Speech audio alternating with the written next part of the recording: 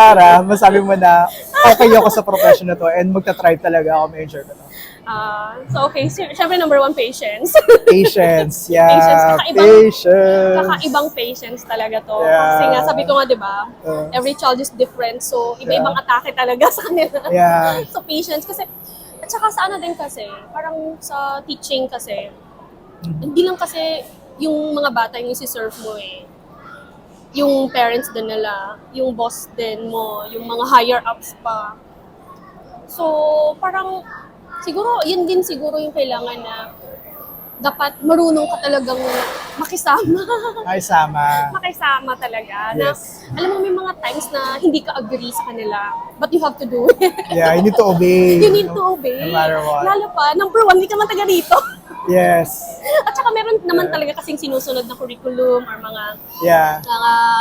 nakalatag na ng mga activities. Yeah. Yeah, pero hindi naman sila na kailangan sundin mo ng like ganun-ganun. Yeah. Meron naman, binibigyan ka din naman nila ng opportunity to tweak it, yung mga lesson plans, ganyan, according to your kasi ikaw ang teacher, ikaw yung nakakakilala sa mga estudyante mo. Yes. So, Yung capacity nila. Oo, kasi minsan kasi given na, let's say for example, given na yung teaching plans, na yung mga lesson plans, tapos masyadong mahirap sa mga bata or masyadong madali sa mga bata.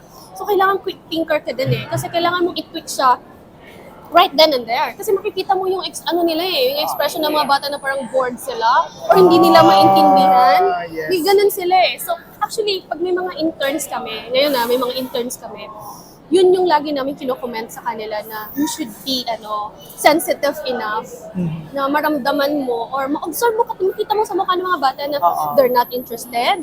I see. It's too boring or it's too hard for them or too easy for them. Kasi ngayon kasi yung mga intern na nakita ko namin, they're so into kailangan matapos ko to. Alam mo yun? Matapos ko to. Pero hindi nila nakikita na yung expression ng mga bata is wala na. Wala na. Kasi yung mga bata talaga, ang bilis mawala yung attention span. nila. Lalo na ngayon. Diba? Oo, kasi nga di ba puro gadgets. Gadgets eh. So, ang bilis mawala. So, kailangan kumbaga, quick ka to alam mo yun, To adapt or to adjust. Oo, to adjust na, ay, shucks, yung bata to hindi, alangan naman, pag nakita mo hindi na papagalitan mo, ganyan, nasira na yung momentum, no? At saka yun, pinakamahirap, pag nasira yung momentum mo, lalo na kung may observer, tapos nasira yung momentum mo. To watch the full episode, just go to Spotify, Apple Podcasts, and YouTube. Just search Bienterview. Also, do follow me on all the social media platforms. Just search Bienvenido Marquez Baxal or Bien Viajero.